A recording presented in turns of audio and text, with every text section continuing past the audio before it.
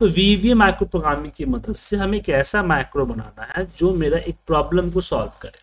मेरे पास एक सॉफ्टवेयर है जिससे मैं डेटा डाउनलोड करके लाता हूँ और डाउनलोड करने के बाद इंस्टॉल अपने उस पर रिपोर्ट में यूज करता हूँ। पर जब भी मैं डेटा डाउनलोड करता हूँ तो मुझे फाइल बताने पड़ते हैं, क्योंकि मेरा सॉफ्टवेयर डेटा एक नई फाइल में डाउनलोड ना करके ऑलरेडी रनिंग फाइल के अंदर डालता है। ठीक है, तो मुझे क्या करना होता है, जैसे आज तारीख है 29/4/2025, तो मुझे यहाँ 29/4/2025 के अंदर का इसका 2025 का फोल्डर बनाना होगा। किसका बनाना होगा? 2025 का फोल्डर। अगर बना है तो ठीक है, नहीं तो बनाइए। फिर उसी के अंदर महीना बन चला चौथा महीना, तो यहाँ 4 का फोल्डर बनाना है। बना है तो ठीक है, अदरवाइज बनाइए। आज तारीख 29 है तो यहाँ पे फोल्डर 29 टाइप करना होगा। अगर बना है तो ठीक है, अदरवाइज फोल्डर बनाए। और फिर इसके अंदर एक फाइल बनाए, एक्सेल फाइल बनाए, जिसका नाम हो 29/4 या 29 अप्रैल कर दीजिए, अप्रैल 2025।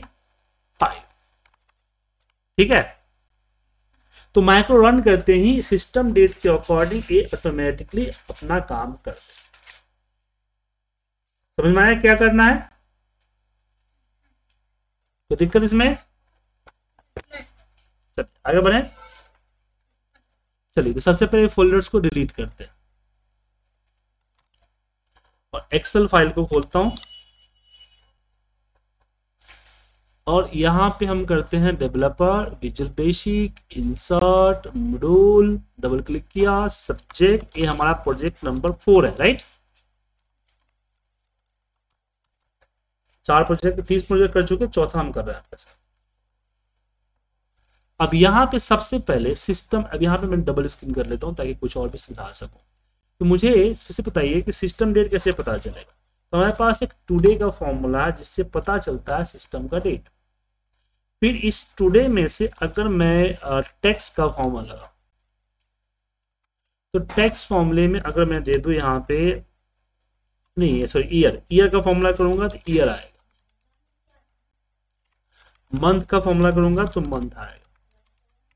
एंड डे का फॉर्मूला लगाऊंगा तो डे आएगा, राइट? सेम चीज यहां होगा। मैं यहां पे क्या लूंगा? वाई लूंगा, वाई।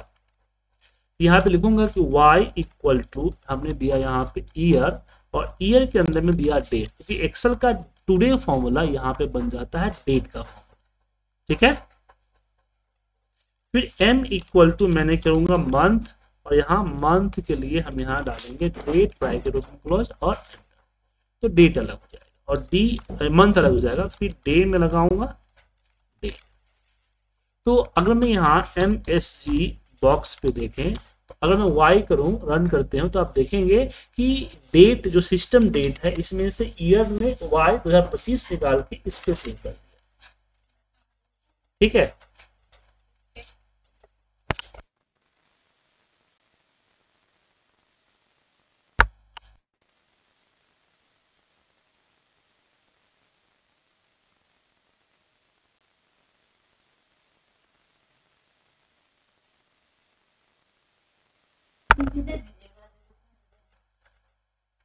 इसी तरह से अगर हम m करें, यहाँ पे m करें, तो आप देखेंगे कि मंथ 4 आ गया।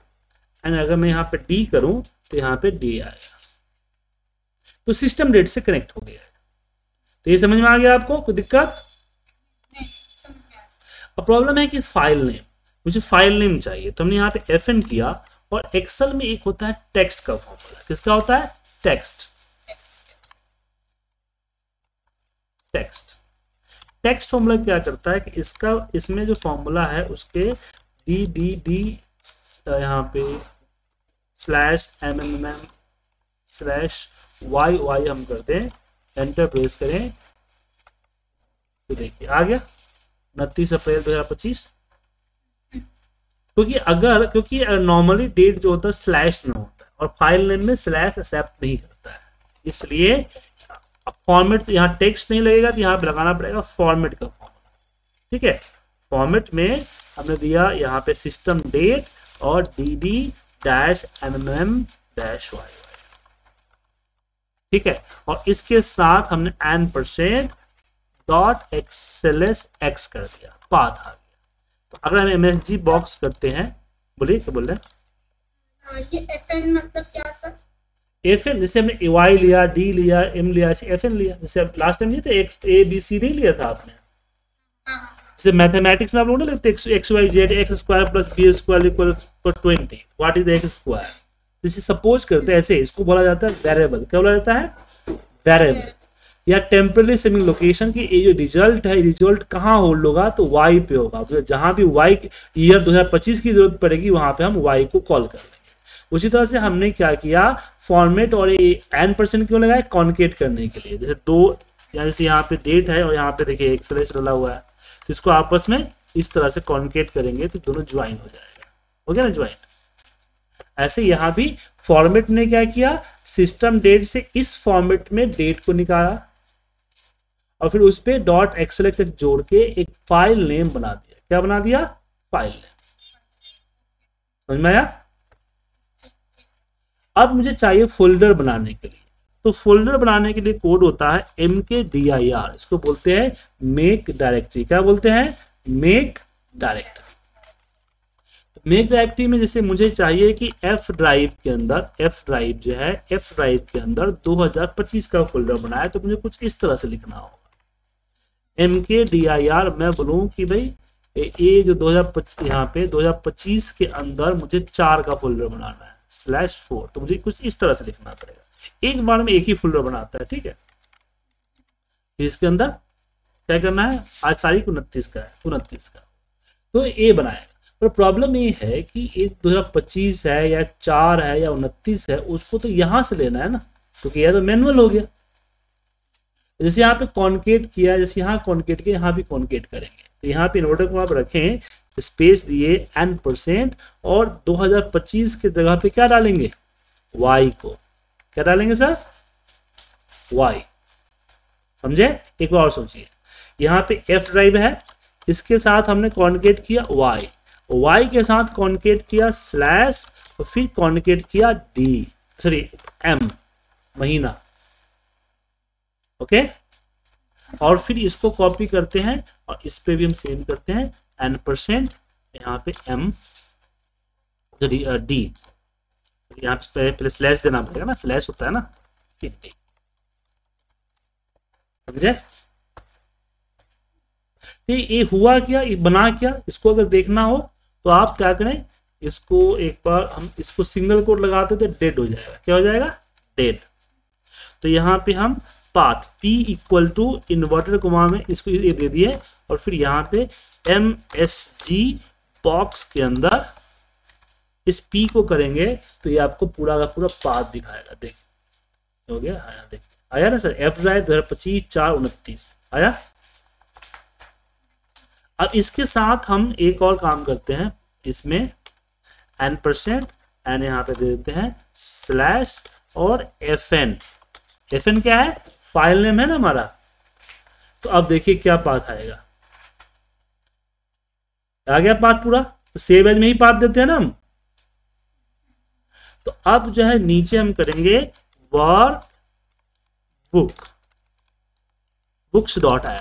अब यहाँ पे मैं वर्कबुक्स डॉट ऐड फिर active workbook dot save as तो कर ही सकता था, लेकिन जब मुझे पता है कि मुझे p नाम का फाइल बनाना ही है तो डायरेक्ट मैं यहीं पे सेव एज कर सकता हूं और दे सकता हूं p। ओके,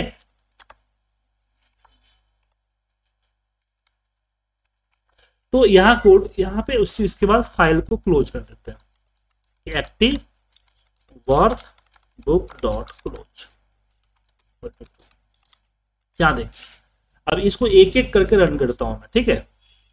एक एक लाइन को रन करने के लिए डिबग के अंदर आपको एक स्टेप इन्फो होता है, डिबग में स्टेप इन्फो जिसका शॉर्टकट एफएड होता है, उसको रन करना होता है। एफएड किया, देखिए वाई जो है 2025 वाई पे आ गया, एम पे 4 आ गया, डी पे कितना आ गया 29 और एफएन पे क्या आ गया? पूरा का पूरा ए आ गया। फिर मैसेज बॉक्स हटा देता हूँ, नहीं चाहिए।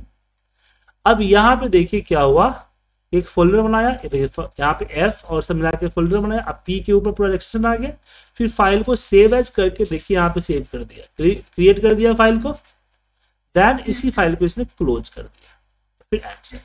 तो अब जब जाके देखेंगे अपने डायरेक्टरी में, 25 का फोल्डर है, उसके अंदर 4 का फोल्डर है, उसके अंदर 29 का फोल्डर है, उसके अंदर 29 अप्रैल की फाइल है, ठीक। लेकिन प्रॉब्लम ये है कि ये दोबारा रन नहीं करेगा, दोबारा जैसे रन कीजिएगा ये देगा एरर। क्यों? क्योंकि एक नाम के 2 फाइल या 2 फोल्डर नहीं बन सकते हैं सेम लोकेशन। तो मैं चाहता हूं कि अगर फोल्डर पहले से बना हो तो फिर फोल्डर ना बनाए। अब इसके लिए कुछ नहीं करना, हम चाहते ये हैं कि जो लाइन में एरर आया ना वो लाइन रन ही नहीं करे। तो इसके लिए लिखेंगे ऑन एरर रिज्यूम नेक्स्ट। क्या करेंगे? On error resume next. अब मैंने मान लीजिए कल इस फाइल को, मान लीजिए कि कल इस फाइल को मैं रन करूंगा और कल के डेट में मान लीजिए मेरे पास 29 का फाइल नहीं है मान लीजिए, तो ये ऑटोमेटिक देखेगा कि ये आपका रन कीजिए इसको। हो गया? आ गया 29, इसका तो 29 का डेट, ठीक है। फिर नीचे कंफर्मेशन दे दीजिए MSG बॉक्स, यहाँ पे लीजिए कि फाइल एंड फोल्डर क्रिएटेड, ठीक है। समझ में आया? आप कोड को ध्यान से पढ़िए, बताइए किस टाइप की कंफ्यूजन है आपको।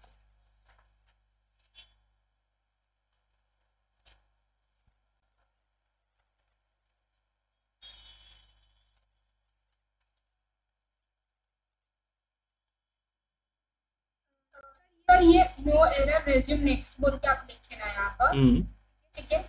तो वो वहाँ पर फोल्डर नहीं है तो ऑन एरर रिज्यूम नेक्स्ट क्या करेगा कि इसके बाद, इससे पहले नहीं, इस लाइन के बाद जिस भी लाइन में एरर आएगा उस लाइन को छोड़ के अगली लाइन को रन करेगा। अभी क्या होता है, जैसे किसी लाइन में एरर आया आपका कोड वहीं पे रुक जाता है ना, तो यहाँ पे अब रुकेगा नहीं, इसी को छोड़ के वो आगे बढ़ जाएगा। एरर को स्किप करके जी जी वो नेक्स्ट वाले को बिल्कुल बिल्कुल।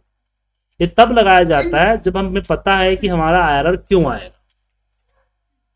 यहाँ पता है ना कि जब जैसे ही मैं रन करूंगा सेकेंड टाइम, फोल्डर ऑलरेडी बना हुआ है इसलिए एरर आएगा, तो हम फोल्डर बनाने वाले कोड को स्किप कर देते हैं। ये वाला sir message box file and folder created क्यों लिखना है? क्योंकि already active workbook dot close. ये आपको लास्ट में कंफर्म नहीं, आप नहीं करते, कोई सॉफ्टवेयर रन करते हैं लास्ट में ऐसे नहीं आता है कि जॉब्स डन, ओके, सबमिटेड, ऐसे नहीं आता है। उसे कंफर्मेशन देगा लास्ट में, बताया कि फाइनल फोल्डर आपका क्रिएट हो चुका है। समझे कि नहीं? मैं करके दिखाता हूँ।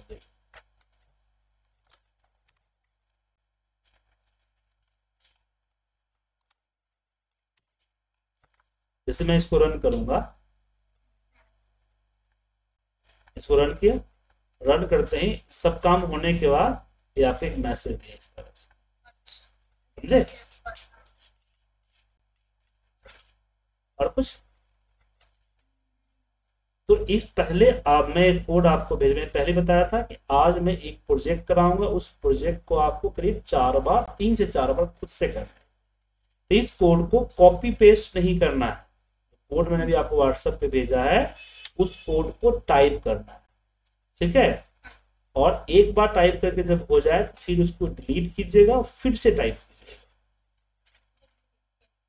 और ये काम आपको 3 से 4 बार करना है। 3 से 4 बार सक्सेसफुली अगर हो जाएगा देन इसके अंदर कुछ चेंजिंग कीजिएगा, ठीक है। चेंज करके कुछ अपने मन से देखिएगा क्या चेंज कर सकता हूँ, कुछ ऐड एडिट कर सकता हूँ, कुछ और चेंज कर सकता हूँ। R&D इसको बोलते हैं, R&D करके देखिएगा, ठीक है। आज के लिए इतना ही, ठीक। ये प्रैक्टिस करते हैं जी हाँ, इसी कोड को 4 बार प्रैक्टिस करें। लाइक एग्जांपल मुझे जस्ट अपने अंडरस्टैंडिंग के लिए चाहिए सर।